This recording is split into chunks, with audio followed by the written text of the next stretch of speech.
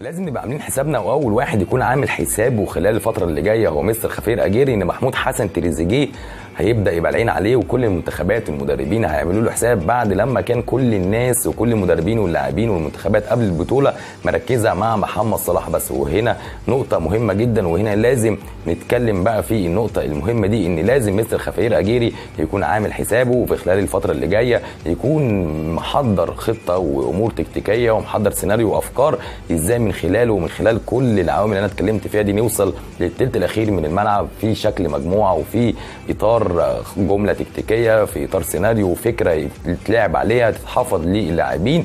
لان جزئيه انك انت تلعب بتريزيجيه وتريزيجيه يتصرف اعتقد هتبقى صعبه جدا خلال الفتره اللي جايه، لان هيبقى عليه مراقبه بشكل كبير جدا، لان هو ظهر بشكل مميز جدا، واحد من افضل لاعبين كاس الامم الافريقيه حتى الان، واحد من افضل اللاعبين في منتخب مصر. اعتقد انه تفوق على صلاح ومروان وعبد الله في الجانب الهجومي، واعتقد احنا كجماهير مصريين ما بنحسش ان احنا في خطر او ان احنا ممكن نسجل هدف او ان احنا حاسين ان احنا عندنا شكل هجومي غير لما الكوره بتوصل لتريزيجيه.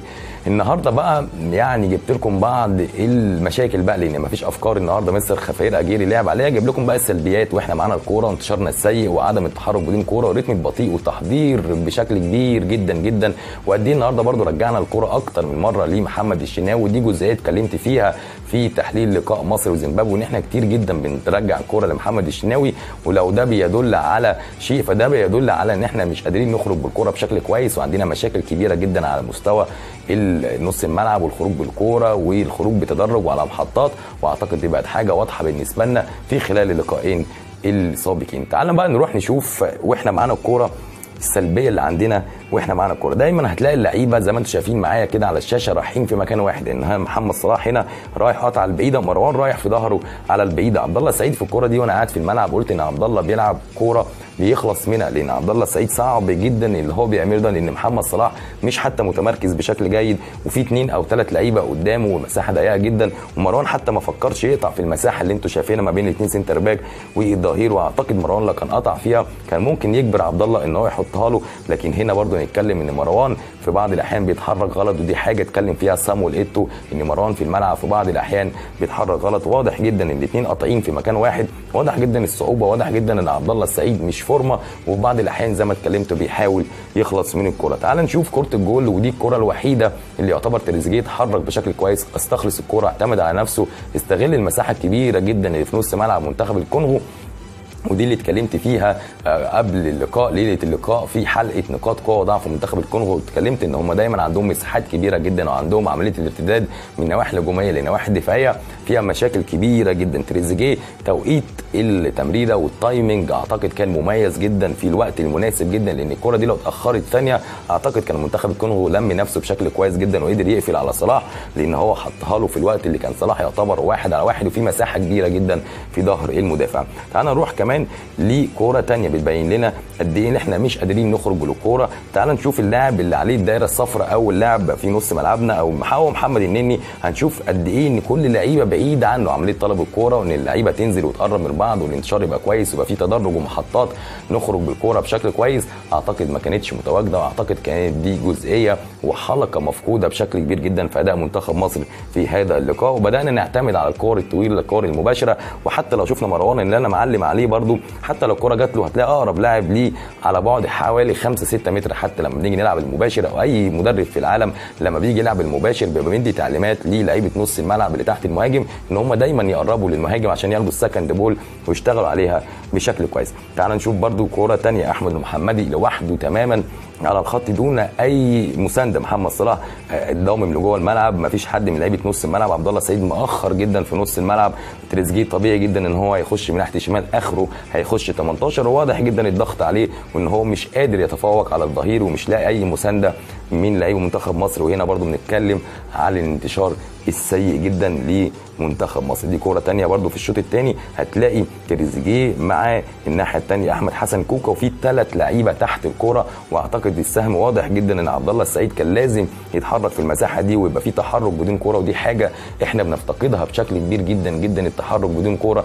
لان طول ما بيبقى في تحرك بدون كوره واللعيبه بتستلم الكوره من الحركه طول ما بيبقى في رتم سريع، لان ده بالتالي هيخلي اللاعب اللي بيمتلك الكوره قدامه اكتر من زاويه تمرير واكتر من كمان فرصه تمرير وحلول كتيره جدا. يعني لو عبد الله السعيد اتحرك في المساحه اعتقد تريزيجيه كان هيبقى عنده فرصه كبيره جدا ان هو يمررها، لكن كل ده مش لعيبه بس قد ما هو مدرب اللي لازم يتكلم معاهم ولازم يعرفهم الكره لو وصلت هنا يتحرك فين، والكره لو جت على المحطه دي مين يتحرك في المحطه اللي بعديها عشان يستلم ونخرج بالكره بشكل كويس وبنفنش الهجمه ازاي. وده جزء مهم جدا، كل مدربين العالم بيعملوا وبيخصصوا وحدات تدريبيه في عمليه انهاء الهجمه، ننهيها ازاي. الكره لو عند تريزيجيه هنا عبد الله السعيد هيشتغل ازاي، وكل ده طبعا بيبقى من خلال دراستهم للمنافس وازاي بيشتغلوا على المنافس، والمنافس بيبقى عنده نقاط الضعف فين، عبد الله يتحرك امتى وصلاح يتحرك امتى، ومين هيقف يستنى ومين هيكمل مع خط الهجوم. تعالى برضو نتكلم في الجزئيه مهمه جدا. تريزيجيه في الكوره دي ناحيه الشمال كل اللعيبه بعيده عنه تماما، مفيش لاعب يسند عليه. مروان اقرب لاعب ليه مروان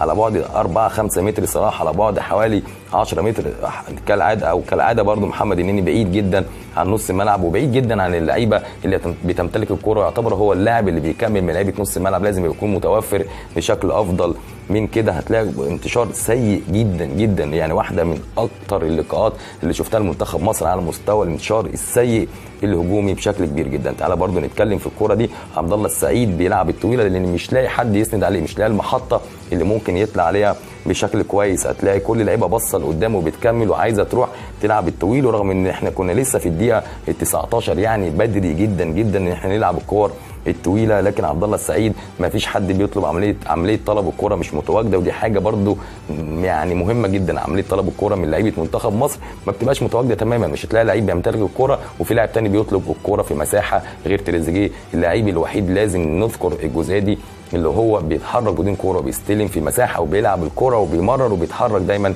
في المساحه بشكل كويس. دي برضو كوره لازم نتكلم فيها. نفس الكوره عبد الله السعيد قدامه حوالي 2 أو 3 لعيبه من منتخب الكونغو، ومن ثم نشوف لعيبه منتخب مصر متواجده. حد ممكن يقول لي يعني تعتبر محاوله ان هم يلعبوا في ظهر لعيبه نص الملعب، لكن ما فيش مساحه وهم مستخبيين. في فرق بين انك انت توجد مساحه في ظهر لعيبه نص الملعب وانك انت تقف في ظهر لعيبه نص الملعب على بعد يارده. اعتقد صعب جدا ان الكوره تتمرر لك، او صعب جدا انك تستغل اليارده دي، لكن ده اللي بيوضح في الكوره دي ان برضو الكوره طويله على مروان دون اي وجود اي لاعب تاني من لعيبه نص الملعب في محاوله ان هو ياخد السكند بول لو مروان استطاع ان هو ينزل الكوره على الارض مره تانيه. لكن الواضح ان انتشار سيء جدا جدا جدا من وجهه نظري. تعالوا بقى نروح لكوره مهمه جدا. تريزيجيه في الكوره دي مش لاقي محطه، يعني تريزيجيه قدامه مساحه كبيره جدا ان هو بقى مجبر ياخد كل كوره يستخلصها ويروح يجري حوالي او يضرب 60-70 متر بنفسه، لا اما يسجل لا اما يمرر. اعتقد الامر هيكون صعب جدا على تريزيجيه، صعب جدا كل كوره يعملها بالشكل ده او بالفكره دي. في الكوره دي لو الفيديو مشي، طبعا احنا مش معانا حقوق ان احنا نشغل فيديو او يكون معانا هايلايتس، لكن لو الفيديو مشي في الكوره دي اعتقد مروان هيكون متواجد، لكن في وقت متاخر جدا. كان خلاص منتخب الكونغو قدامه المساحه من الوقت انه يرجع، وبالفعل رجع وخلاص تمركز بشكل كويس، والكوره دي ما كملتش بشكل كويس لان مروان لما جه ينزل وتريزيجيه عملوا الباص كان المساحه ضيقت وكان خلاص لعيبه منتخب الكونغو لمت نفسها بشكل كويس. بس ده يبين لك قد ايه ان ما فيش يعني 7 أو 8 لعيبه من لعيبه منتخب مصر تحت الكوره. المفروض في وقت استخلاص الكوره يكون في تحول بشكل اسرع من كده ومحطات نخرج بالكوره بشكل اسرع من كده. دي برضو كوره من الكرات اللي انا اتكلمت فيها، برضو يعني انتشار سيء جدا جدا من لاعبي منتخب مصر. عبد الله السعيد بيجري في مكان صعب جدا المحمدي ان هو يمرر له كوره انني يتحرك في الكوره دي، لكن كان خلاص بعد فوات الاوان بعد ما بداوا يضغطوا على احمد المحمدي لازم يبقى في توقيتات في التحركات بدون كوره افضل من كده من لاعبي منتخب مصر. تعال بقى نتكلم في الشق الدفاعي اللي عندنا فيه مشاكل كبيره جدا. اولها هو الضغط على الخصم اللي مش متواجد، او حتى لو متواجد بيتواجد بشكل بس منظر كده، لكن بالفعل ما فيش اي ضغط على الخصم بشكل كويس. دي كوره من الكرات في 3 حلول او 4 حلول كمان للاعبي الكونغو. شايفين 4 لعيبه من منتخب مصر ضغط عشوائي من الدرجه الاولى. ده اسمه ضغط عالي بس عشوائي من الدرجه الاولى بشكل كبير جدا. ادي لاعب، ادي 2، ادي 3، ادي 4، في 3 عليهم علامات صفراء، وفي لاعب كمان في ظهر عبد الله السعيد فاضي تماما. تعال نشوف المساحات. عبد الله السعيد صعب جدا ان هو يلحق يضغط في المساحه دي لان مساحه كبيره جدا بتدي فرصه كبيره جدا للاعب نص الملعب انه يستلم ويلف ويخرج بالكوره كمان بشكل كويس. ودي نقطه يا جماعه واضحه جدا بالنسبه لنا خلال الفتره اللي فاتت لقاء زيمبابوي، وكمان من اللقاءات الوديه اللي احنا عندنا مشكله على مستوى الضغط العالي والاستخلاص في مناطق عاليه في الملعب. تعال دي برده كوره من الكرات، شايفين حوالي 7 لعيبه من منتخب مصر في نص ملعبنا، لكن تعال نشوف اقرب لاعب للي معاه الكوره على بعد حوالي 6 متر او 5 متر. الراجل بيلعب الكوره الطويله بشكل سهل جدا جدا دون اي ضغط من لاعبي منتخب مصر. عبد الله السعيد واقف بيحلق بس. تعال نشوف حاله برده من الحالات الثانيه على المستوى الدفاعي، مشاكل كبيره جدا لمنتخب مصر من وجهه نظري. تعال ده ضغط عالي برده بشكل عشوائي جدا جدا جدا، 4 لعيبه من لعيبه منتخب مصر الاربعه واقفين جنب بعض بشكل ساذج جدا. ده شكل ساذج جدا، ساذج بالفعل ان الاربع لعيبه هيتضربوا بتمريره واحده، وشايفين في حلول اكتر من حل، 3 4 حلول برده من لعيبه منتخب الكونغو، ومساحه كبيره جدا لان الاربع لعيبه دول اتضربوا تماما، وبالكره دي بالفعل خرجوا منتخب الكونغو بشكل كويس. واحنا بالفعل عندنا مشكله على مستوى الضغط العالي، لان كل الكرات اللي منتخب الكونغو بيحاول يطلع بيها بالفعل بيطلع بيها وبيوصل للثلث الاخير من الملعب بشكل سهل جدا. تعالى برضو حاله من الحالات اللي بنتكلم فيها ان منتخب مصر دايما عنده ورا ايمن اشرف مشاكل كبيره جدا. ورا ايمن اشرف دايما عنده مشاكل، كنا بنشوف احمد المحمدي، لكن في اللقاء ده شفنا ايمن اشرف كمان اللي هو يعتبر بيتميز بالواجب الدفاعي، عنده مشاكل كبيره جدا على المستوى الدفاعي، وشفنا اكتر من كره استغلوا المساحات دي. لكن احمد المحمدي برضو عنده نفس المشاكل، واعتقد ان مستر خفير اجيري عنده مشاكل كبيره جدا على المستوى الدفاعي والمستوى الهجومي، لابد من ان هو يعالجها في اسرع وقت ممكن. خلاص الحلقه النهارده، وحبيت بس كده ابين لكم بعض المشاكل بقى النهارده، مش النقاط التكتيكيه، لا المشاكل النهارده والسلبيات الكتيره جدا اللي عندنا النهارده، سواء على المستوى الهجومي والانتشار السيء جدا او كمان على المستوى الدفاعي. والحلقه لو عجبتكم بقى اعملوا لايك وشير وسبسكرايب في القناه، وفعلوا كمان زر الجرس عشان دايما يوصل لكم كل حلقاتي، وما تنسوش اللايكات. واشوفكم على خير وتشوفوني على خير.